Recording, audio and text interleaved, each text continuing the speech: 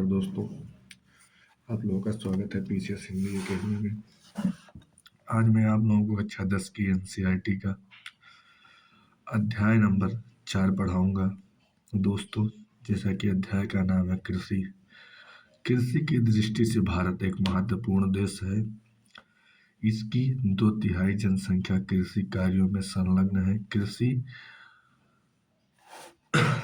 एक प्राथमिक क्रिया है जो हमारे लिए अधिकांश खाद्यान्न उत्पन्न करती है।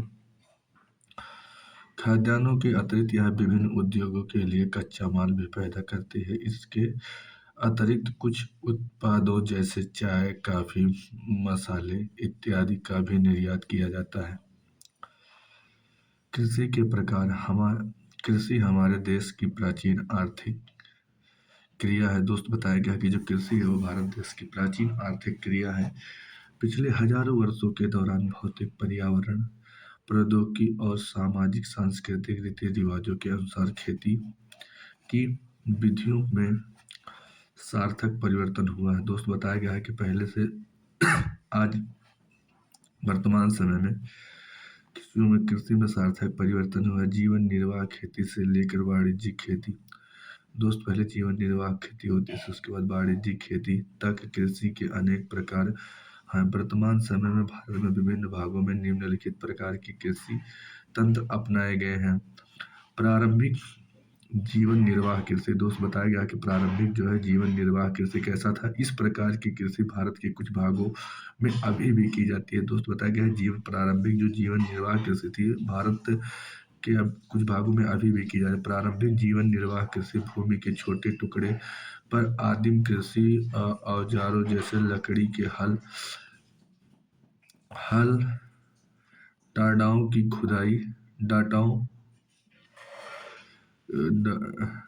डाडो और खुदाई करने वाली छड़ी तथा परिवार अथवा समुदाय श्रम की मदद से की जाती है। दोस्त, जो वाणिज्यिक कृषि है, जीवन निर्वाह जो कृषि है दोस्त, यह परिवारों तथा समुदाय श्रम की मदद से की जाती है। इस प्रकार की कृषि प्रायः मानसून मृदा की प्राकृतिक उर्वरता और फसल उगाने के लिए अन्य पर्यावरणीय परिस्थितियों की युक्तता पर निर्भर करती है। यह कर्तन दहन प्रणाली कृषि है। दोस्त, बताया गया है यह जो है कर्तन दहन प्रणाली कृषि है। किसान जमीन के टुकड़े साफ करके उन पर अपने परिवार के भरण पोषण के लिए अनाज तथा अन्य फसलें उगाते हैं। जब मृदा की उर्वरता कम हो जाती है तब किसान उस भूमि के टुकड़े से स्थानांतरित हो जाते हैं। दोस्त, बताया गया है कि ये जो कृषि होती है ये कर्तन और दान प्रणाली की होती है। जो होते हैं अपने परिवार के भरण पोषण के लिए वहाँ विविध फसलों को उगाते हैं। कब तक वहाँ पर विविध फसलों को उगाते हैं? जब तक वो भूमि उर्वर रहती है। जैसे वह भूमि उर्वरता खत्म हो जाती है दूसरे जगह पे स्थानांतरित हो जाते हैं। और कृषि के लिए भूमि का दूसरा टुकड़ा साफ करते हैं। दोस्त, कृषि के लिए भूमि का दूसरा टुकड़ा साफ करते हैं। कृषि के इस प्रकार के स्थानांतरण से प्राकृतिक प्रक्रियाओं द्वारा मिट्टी की उर्वरता शक्ति बढ़ जाती है। चूंकि किसान उर्वरता अथवा अन्य आधुनिक तकनीकों का प्रयोग नहीं करते। दोस्त, बताया गया है कि जो किसान है वो उर्वर जैसे खाद वगैरह का प्रयोग नहीं करते, इसी के नाते उसकी उर्वरता कम हो जाती है। इसीलिए इस प्रकार की कृषि में उत्पादन कम होता है। इसीलिए दोस्त, इस प्रकार की जो कृषि होती है इसमें उत्पादन कम होता है। देश के विभिन्न भागों में इस प्रकार की कृषि को विभिन्न नामों से जाना जाता है। दोस्तों, जो जीवन निर्वाह कृषि है इसको विभिन्न भागों में विभिन्न नामों से जाता है। उत्तरी पूर्वी राज्य असम, मेघालय, मिजोरम और नागालैंड में इसे झूम कहा जाता है। मणिपुर, पामलू और छत्तीसगढ़ के बस्तर जिले और अंडमान निकोबार द्वीप समूह में इसे दीपा कहा जाता है। दोस्त, इसको अलग अलग नामों से झूम के बारे में जानिए। दोस्त, दहन प्रणाली की कृषि है। मैक्सिको और मध्य अमेरिका में मिपला और वेनेजुएला में कोनिको और ब्राजील में रोका तथा मध्य अफ्रीका में मसोले, इंडोनेशिया में लतांग तथा वियतनाम में रे के नाम से भी जाना जाता है। दोस्त, ये इंपॉर्टेंट है, इसको आप लोग नोट कर लीजिएगा अपने नोटबुक में। इससे क्वेश्चन बना है। भारत में विभिन्न प्रारंभिक किस्म की खेती अनेक नामों से जानी जाती है। जैसे मध्य प्रदेश में झूम कृषि को दोस्त मध्य प्रदेश में बेबर कहा जाता है या दहिया, आंध्र प्रदेश में पेहू तथा अथवा पेडा, और उड़ीसा तथा पामाडाबी या कोनाम या बरीगा, पश्चिमी घाट में कुमारी, दक्षिणी पूर्वी राजस्थान में बालरे तथा बाल्टरे, हिमालय क्षेत्र में खील तथा झारखंड में कुरुआ, और उत्तर पूर्वी प्रदेशों में झूम आदि के नाम से जाना जाता है। दोस्त ये बहुत इंपॉर्टेंट है, मोस्ट इंपॉर्टेंट है ये। इसको आप लोगों को पता करना है कि कहाँ क्या कहते हैं, इसमें बताया गया। आप लोग अपने शॉर्ट नोट्स में इसको नोट कर लीजिए।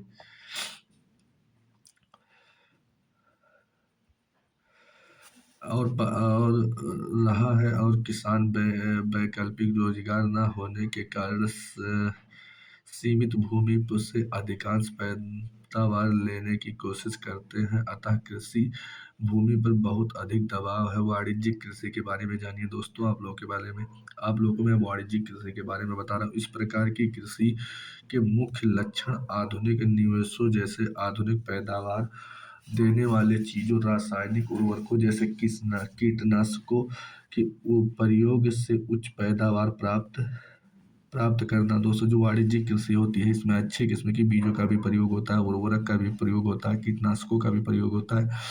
इससे उच्च पैदावार करना होता है। कृषि के वाणिज्यीकरण का स्तर विभिन्न प्रदेशों में अलग अलग है। उदाहरण के लिए हरियाणा, पंजाब में चावल वाणिज्यिक कृषि की फसल है। दोस्त बताया गया है कि जो हरियाणा है, पंजाब है, यहाँ वाणिज्यिक कृषि की जो मुख्य फसल है वो चावल है।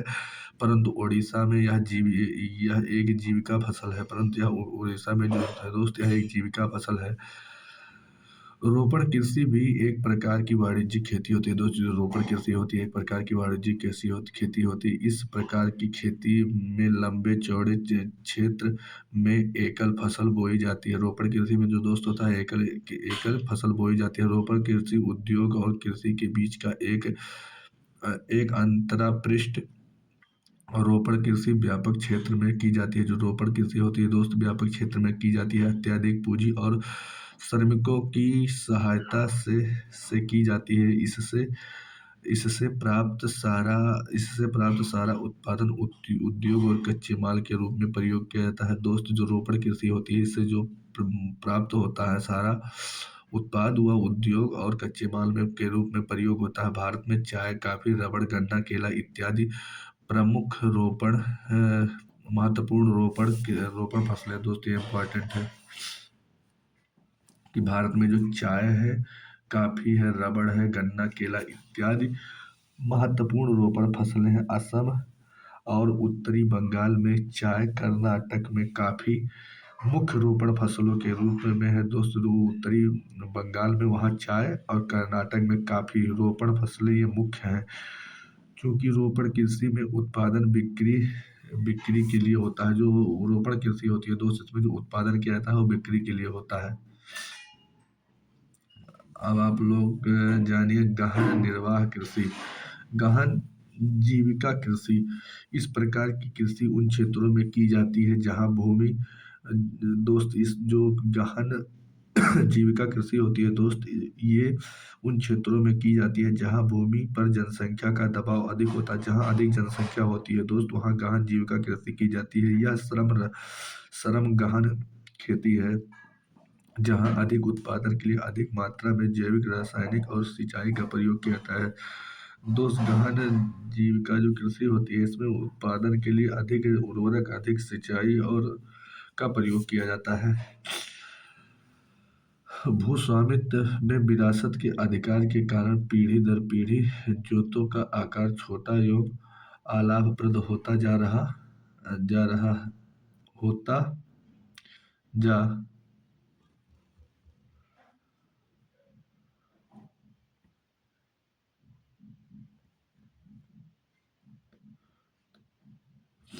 इसीलिए इसके विकास में परिवहन और संचार संसाधन से संबंधित उद्योग और बाजार महत्वपूर्ण योगदान देते हैं। अब आप लोग आइए सस्य प्रारूप अपने भारत के भौतिक विविधताओं और संस्कृतियों की बहुलताओं के संबंध में अध्ययन किया होगा। ये देश में कृषि पद्धतियों और सस्य प्रारूपों में प्रतिबिंब होता है। इसीलिए देश में बोई जाने वाली फसलों में अनेक प्रकार के खाद्य और रेशे वाली फसलें, सब्जियां, फल, मसाले इत्यादि शामिल हैं। भारत में 3 शस्य ऋतु हैं जो इस प्रकार है: खरीफ, रबी और जायद।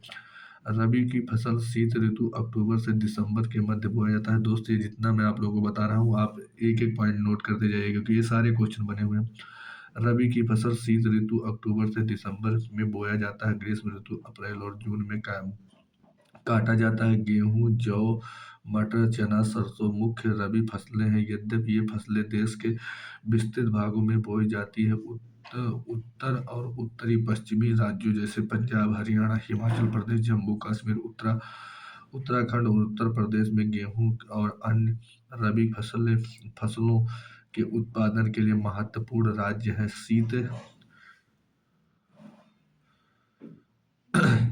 शीत ऋतु में शीतोष्ण पश्चिमी विक्षोभ से होने वाली वर्षा इन फसलों के लिए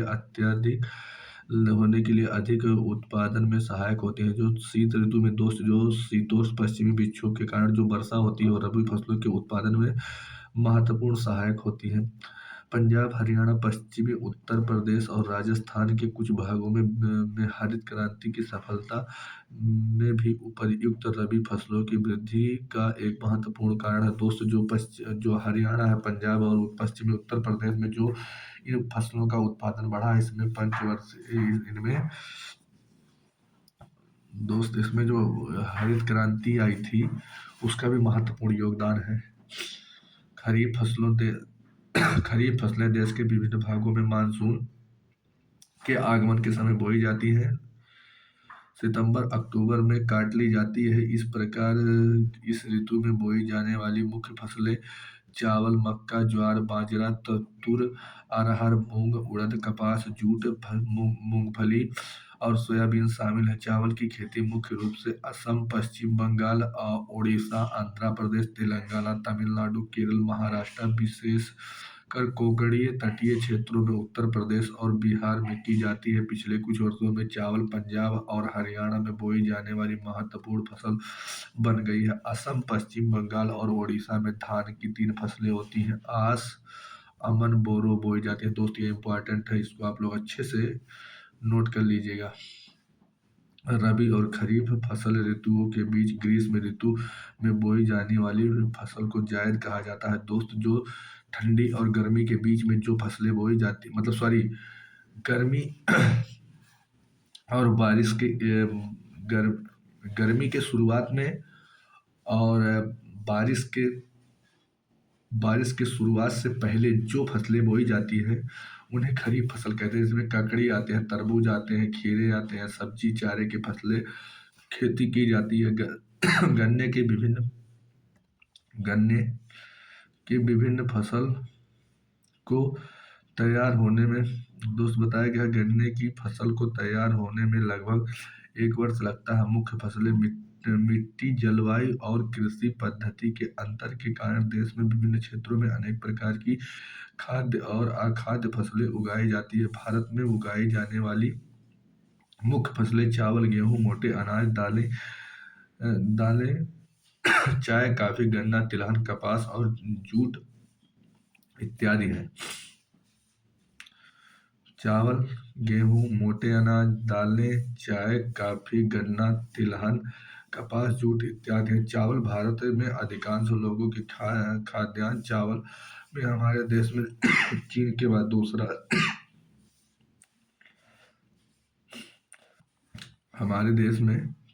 बाद दूसरा सबसे बड़ा चावल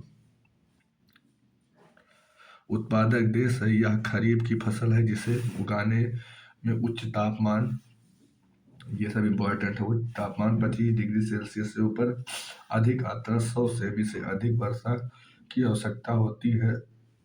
कम वर्षा वाले क्षेत्रों में इसे सिंचाई करके उगाया जाता है दोस्त। जहाँ कम वर्षा होती है वहाँ इसे सिंचाई करके उगाया जाता है। धान के लिए 25 सेल्सियस दोस्त 25 डिग्री सेल्सियस से ऊपर अधिक तापमान चाहिए और 100 डिग्री सेल्सियस से अधिक वर्षा। और जहाँ वर्षा कम होती है वहाँ इसे सिंचाई के माध्यम से उगाया जाता है। चावल उत्तर और उत्तरी पूर्वी मैदानों तटीय क्षेत्रों में डेल्टाई प्रदेशों में उगाया जाता है। नहरों की जाल और नलकूपों की सघनता के कारण पंजाब, हरियाणा, पश्चिमी उत्तर प्रदेश और राजस्थान के कुछ कम वर्षा वाले क्षेत्रों में चावल की फसल उगाना संभव है दोस्त। बताया गया सिंचाई के माध्यम से नलकूप, नहरों के माध्यम से पंजाब, हरियाणा और पश्चिमी उत्तर प्रदेश, राजस्थान के कुछ भागों में चावल की फसल उगाना संभव हो गया। गेहूं अब गेहूं के बारे में आप लोग जानिए दोस्तों। गेहूं गेहूं भारत की दूसरी सबसे महत्वपूर्ण खाद्यान्न फसलें हैं जो देश के फसलें हैं जो देश के उत्तर और उत्तर पश्चिम भागों में पैदा की जाती है। रबी की फसल को उगाने के लिए शीत ऋतु और पकने के समय खिली धूप की आवश्यकता होती है दोस्त। जो रबी की फसल होती है जैसे कि हमारे यहाँ जो बोया जाता है गेहूं, तो ये का उत्पादन करने के लिए शीत ऋतु मतलब ठंडी बहुत आवश्यक है। और दूसरी बात जब एका काटे हुए तो इसके लिए क्या नाम है, धूप होना भी बहुत जरूरी है। इसे उगाने के लिए समान रूप से वितरित 50 से 70 सेंटीमीटर वार्षिक वर्षा की आवश्यकता होती है दोस्त। जब यदि इसका अच्छा पैदावार करना है या इसके उत्पादन करना है तो इसके लिए 50 से 70 सेमी वार्षिक वर्षा हो अति आवश्यक है। देश में गेहूं उगाने वाले दो मुख्य क्षेत्र हैं। उत्तर पश्चिम में गंगा सतलुज का मैदान और दक्कन का काली मिट्टी वाला प्रदेश। पंजाब, हरियाणा, उत्तर प्रदेश, मध्य प्रदेश और बिहार और राजस्थान के कुछ भागों में गेहूं पैदा करने वाले मुख्य राज्य हैं। अब आप लोग जानिए दोस्त मोटे अनाज के बारे में। ये भी बहुत इंपॉर्टेंट है, इस समय क्वेश्चन बहुत बन रहा है, इसको आप लोग ध्यान से पढ़िए। ज्वार, बाजरा और रागी भारत में उगाए जाने वाले मुख्य मोटे अनाज हैं। यद्यपि इन्हें मोटा अनाज कहा जाता है परंतु इनमें पोषक तत्वों की मात्रा अत्यधिक होती है। उदाहरणतया रागी में प्रचुर मात्रा में लोहा, कैल्शियम, सूक्ष्म पोषक और भूसी मिलती है। क्षेत्रफल और उत्पादन की दृष्टि से ज्वार देश में तीसरी महत्वपूर्ण खाद्यान्न फसल है। यह फसल वर्षा पर निर्भर होती है दोस्त। जो ज्वार की फसलें होती हैं यह वर्षा पर निर्भर होती है। अधिकतर आर्द्र क्षेत्रों में उगाई जाने के कारण इसके लिए सिंचाई की आवश्यकता नहीं होती है दोस्त। ये आर्द्र क्षेत्रों में उगाई जाती है मतलब ठंडी क्षेत्रों में, तो यहाँ सिंचाई की आवश्यकता नहीं होती। इसके प्रमुख उत्पादक राज्य महाराष्ट्र, कर्नाटक, आंध्र प्रदेश, मध्य प्रदेश। फिर आप लोग जानिए बाजरा के बारे में। ये बाजरा यह बलुआ और उथली काली मिट्टी पर उगाई जाती है। राजस्थान, उत्तर प्रदेश, महाराष्ट्र, गुजरात और हरियाणा इसके मुख्य उत्पादक राज्य है। रागी शुष्क प्रदेशों की फसल है। यह लाल, काली, बलुआ, दोमट और उथली काली मिट्टी पर अच्छी तरह उगाई जाती है दोस्त। ये जो बाजरा है इसके लिए लाल, काली, बलुआ, दोमट मिट्टी जो है इसके लिए अच्छी तरह से उपयुक्त होती है। यहाँ उगाने के लिए ऐसी मिट्टी उगाने के लिए अच्छी होती है। रागी के प्रमुख उत्पादक राज्य, जो रागी के प्रमुख उत्पादक राज्य है दोस्त वो कर्नाटक है, हिमाचल है, उत्तराखंड है, सिक्किम है, झारखंड है, अरुणाचल प्रदेश है। मक्का यह एक ऐसा फसल है जो खाद्यान्न व चारा दोनों के लिए प्रयोग किया था दोस्त। ऐसे सीधा पूछा गया है, बहुत 4 ऑप्शन देखे कि कौन सी ऐसी फसल है जो चारे के लिए और खाद्यान्न के लिए दोनों प्रयोग किया था, तो आप लोग जानिए मक्का। यह ऐसी फसल है जो खाद्यान्न व चारा दोनों के रूप में प्रयोग होती है। एक खरीफ फसल है दोस्त। जो मक्का है वह खरीफ फसल है। जो 21 डिग्री सेल्सियस से 27 डिग्री सेल्सियस तापमान और पुरानी जलोढ़ मिट्टी में अच्छी प्रकार से उगाई जाती है। जैसे कुछ राज्यों में मक्का रबी की ऋतु में भी उगाई जाती है। दोस्त बताया गया है बिहार जैसे कुछ राज्य ऐसे भी हैं जहां मक्का जो है रबी के ऋतु में भी उगाई जाती है। आधुनिक और प्रौद्योगिकी निवेश जैसे उच्च पैदावार देने वाले बीजों, उर्वरकों और सिंचाई के उपयोग से मक्का का उत्पादन बढ़ा है। कर्नाटक, मध्य प्रदेश, उत्तर प्रदेश, बिहार, आंध्र प्रदेश, तेलंगाना मक्का के प्रमुख उत्पादक राज्य हैं। कहने का मतलब ये है कि ई जोन राज्य है, जैसे कर्नाटक हो गया, उत्तर प्रदेश हो गया, बिहार हो गया, आंध्र प्रदेश हो गया, तेलंगाना हो गया, उत्तर प्रदेश हो गया, यह मुख्य उत्पादक है, मतलब अच्छा पैदावार यहाँ हुआ था, गाना में मक्का के। अब आप लोग आगे आओ। अब आप लोग जानो दाल के बारे में। भारत में विश्व में दालों का सबसे बड़ा उत्पादक तथा उपभोक्ता देश है। शाकाहारी खाने के लिए दालों का सबसे अधिक प्रोटीन दायक होती है। दोस्त शाकाहारी अगर खाना है, भोजन है, तो वहाँ जो दाल है उस सबसे ज़्यादा प्रोटीन उसमें पाया जाता है। अरहर, उड़द, तूर, मूंग, मसूर, मटर और चना भारत की मुख्य दलहनी फसलें हैं। जो दाल जो फसल मुख्य है दोस्त, वो उड़द हो गया, मूंग हो गया, मसूर हो गया, अरहर हो गया, ये मुख्य फसल है। क्या आप बता सकते हैं कि इनमें से कौन सी दालें खरीफ और कौन सी दालें रबी में उगाई जाती हैं? दोस्त जो रबी में उगाई जाता है ये हो गया मटर और चना, ये रबी में। बाकी वो ये क्या नाम है, उड़द और मूंग, ये क्या नाम है, खरीफ में उगाई जाता है। और दालों को कम नमी की आवश्यकता होती है, इन्हें शुष्क परिस्थितियों में भी उगाया जाता है। दोस्त कम नमी भी अगर रही तो दाल उग जाएगी, अगर शुष्क प्रदेशों में भी उगाया जाता था। फलीदार फसल होने के नाते अरहर को छोड़कर अन्य सभी दालें वायु से नाइट्रोजन लेकर भूमि की उर्वरता को बनाए रखती है। अरहर ऐसा दाल है दोस्त, उसको छोड़ करके और जो अन्य दालें हैं वो ये वायु से नाइट्रोजन को लेके भूमि की उर्वरता को बनाए रखती हैं। इन फसलों को आम तौर पर अन्य फसलों के आवर्तन में बोया जाता है। भारत के मध्य प्रदेश, राजस्थान, महाराष्ट्र, उत्तर प्रदेश और कर्नाटक दाल के मुख्य उत्पादक राज्य हैं। दोस्त मध्य प्रदेश हो गया, राजस्थान हो गया, उत्तर प्रदेश हो गया और कर्नाटक, ये जो 4-5 राज्य हैं ये दाल के मुख्य उत्पादक राज्य हैं। अब आप लोग आइए, खाद्यान्नों के अलावा अन्य फसलें, गन्ना के बारे में आप लोग जानिए। दोस्त गन्ना भी बहुत महत्वपूर्ण फसल है। गन्ना एक उष्ण और उपोष्ण कटिबंधीय फसल है। दोस्त ये एकदम क्वेश्चन पूछा गया है, इसको आप लोग एकदम अच्छे से नोट डाउन कर लीजिए।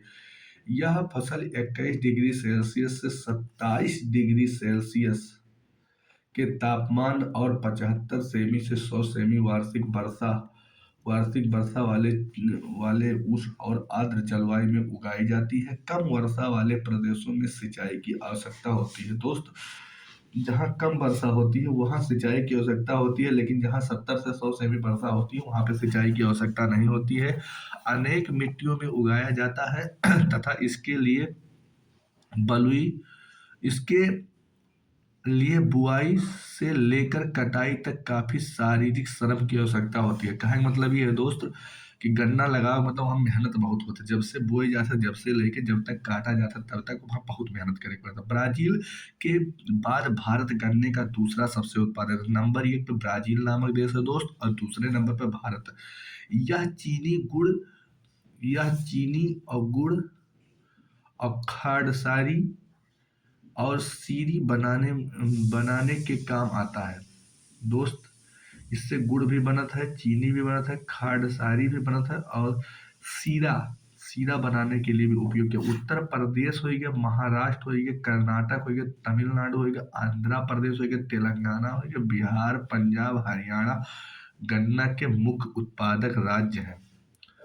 उत्तर प्रदेश, महाराष्ट्र, कर्नाटक, तमिलनाडु, आंध्र प्रदेश तेलंगाना, बिहार, पंजाब, हरियाणा। दोस्त ये जो 9 राज्य हैं ये गन्ना के प्रमुख उत्पादक राज्य हैं। यहाँ गन्ना बहुत बढ़िया उगाया जाता है। अब आप लोग आओ तिलहन के बारे में। 2015 में भारत विश्व में चीन के बाद दूसरा सबसे बड़ा उत्पादक देश था। सन 2015 में तोरिया के उत्पादन में भारत विश्व में कनाडा और चीन के बाद तीसरा स्थान था। देश में कुल बोए गए क्षेत्र का 12% भाग पर कई तिलहन की फसलें उगाई जाती है। मूंगफली, दो सब आप लोग जानिए, मूंगफली जो है अभी तिलहन की फसल है। सरसों, नारियल, तिल, सोयाबीन, अरहर, बिनौला, अलसी, सूरजमुखी भारत में उगाई जाने वाली मुख्य तिलहन फसलें हैं। इनमें से अधिकतर खाद्य और खाना बनाने में प्रयोग किया जाता है, परंतु इनमें से कुछ तेल के बीजों को साबुन, प्रसाधन, श्रृंगार का सामान और उपटन उद्योग में कच्चे माल के रूप में भी प्रयोग किया जाता है। दोस्त बताया गया है कि जितने बताए गए हैं तिलहनी फसलें, इसमें तो खाने के लिए अधिकतर प्रयोग होता है, लेकिन जो कुछ होते हैं श्रृंगार की वस्तुएं बनाई जाती है, साबुन बनाया जाता है, उपटन के उद्योग में कच्चे माल के रूप में भी प्रयोग किया जाता है। मूंगफली खरीफ की फसल है तथा देश के मुख्य तिलहनों का कुल उत्पादन का आधा भाग इसी फसल से प्राप्त होता है। गुजरात, राजस्थान, मूंगफली के उत्पादन राज्य जान लीजिए आप दोस्त। गुजरात हो गया, राजस्थान हो गया, तमिलनाडु हो गया, महाराष्ट्र मूंगफली के प्रमुख उत्पादक राज्य हैं। अलसी और सरसों रबी की फसलें हैं। जो अलसी है दोस्त और सरसों है, ये रबी की फसलें हैं।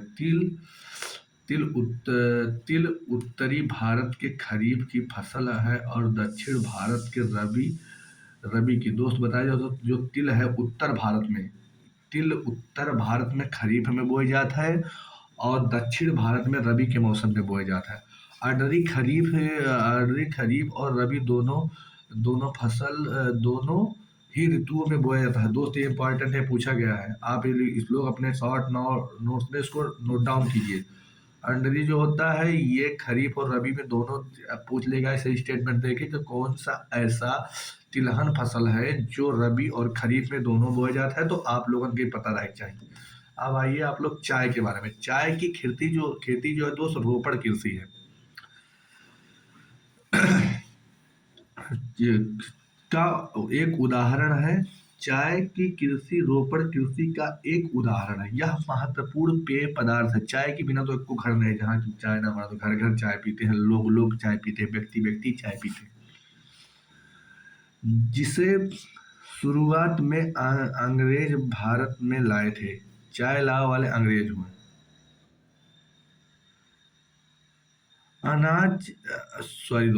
आज अधिकतर चाय बागानों के मालिक भारतीय हैं। और दोस्त जो वर्तमान में है, अधिकतर जो चाय बागान के मालिक हैं वो भारतीय हैं। चाय का पौधा उष्ण और उपोष्ण कटिबंधीय जलवायु, ह्यूमस और जीवाश्म युक्त गहरी मिट्टी तथा सुगम जल निकास वाले ढलुआ क्षेत्रों में भली भांति उगाया जाता है। चाय की झाड़ियों को उगाने के लिए दोस्त बताया गया है, जो चाय है उसकी झाड़ियों को उगाने के लिए वर्ष भर क्रोड़ नम और पाला रहित जलवायु की आवश्यकता होती है। कहने का मतलब ये है दोस्तों, सीधी सी बात, कि जहाँ चाय उगाई जाती है वहाँ ठंड की आवश्यकता अधिक होती है और यह पहाड़ी प्रदेशों में उगाई जाती है। पाला रहित जलवायु की आवश्यकता होती है। वर्ष भर समान रूप से होने वाली वर्षा की बौछार इसकी कोमल पत्तियों के विकास में सहायक होती है। दोस्त जहाँ पे वर्ष भर धीरे धीरे जो वर्षा होती है, वो वर्षा इसके कोमल पत्तियों के विकास में सहायक होती है। चाय एक सघन उद्योग है। जो दोस्त चाय है यह एक सघन उद्योग है। इसके लिए प्रचुर मात्रा में सस्ता और कुशल श्रम चाहिए। इसके लिए दोस्त सस्ता और कुशल श्रम चाहिए। इसकी ताजगी बनाए रखने के लिए चाय की पत्तियां बागान में ही संसाधित की जाती हैं। चाय के प्रमुख उत्पादक क्षेत्र जो दोस्त हैं, असम हो गया, यहाँ चाय उगाई जाती है। पश्चिम बंगाल में दार्जिलिंग और जलपाईगुड़ी जिले, जलपाईगुड़ी कोई जिला है दोस्त, ये शायद असम में पड़ता है। जिले की पहाड़ियाँ तमिलनाडु और केरल तमिलनाडु और केरल है। इसके अलावा हिमाचल प्रदेश, उत्तराखंड, मेघालय, आंध्र प्रदेश और त्रिपुरा राज्य में भी चाय के उत्पादन की जाती है, चाय उगाई भी जाती है।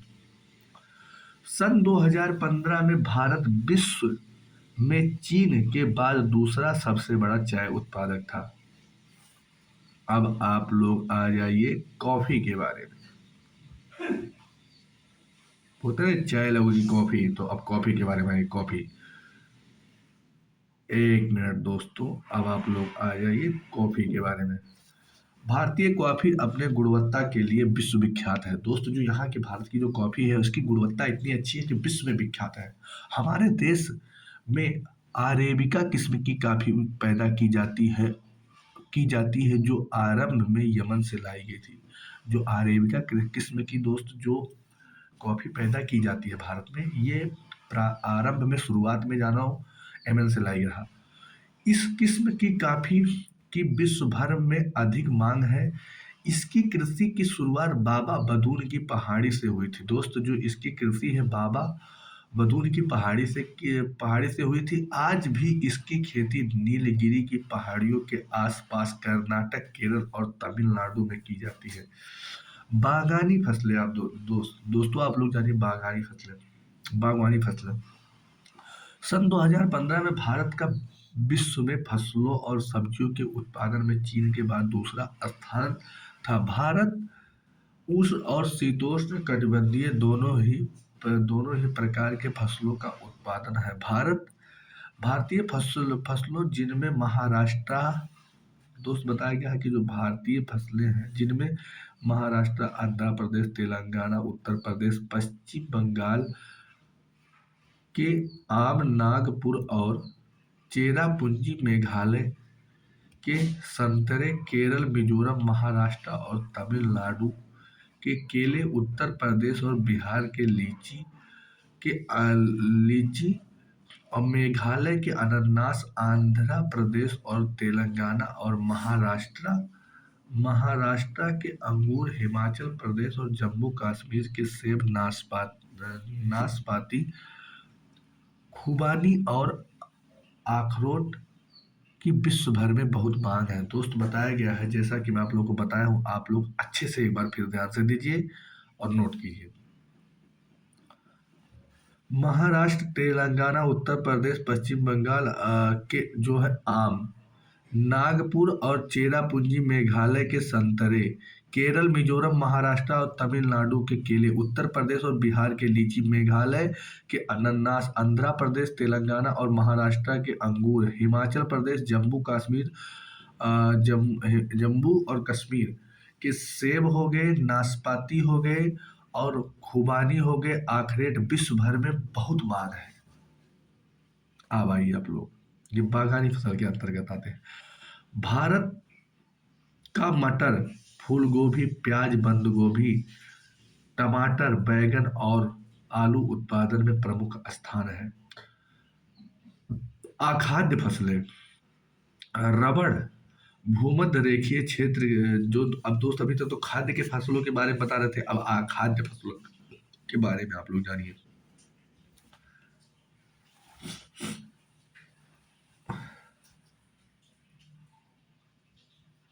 दोस्तों आज मैं आप लोगों को यहीं तक पढ़ाऊंगा। अगले अध्याय में खाद्य फसलों के बारे में तो आप लोगों को बता चुका हूँ। अगले अध्याय में मैं आप लोगों को अखाद्य फसलों के बारे में बताऊंगा, क्योंकि कुछ दिक्कत के कारण ये क्लास आगे तक चल नहीं पाएगी। तो आप लोग यहाँ तक पढ़िए।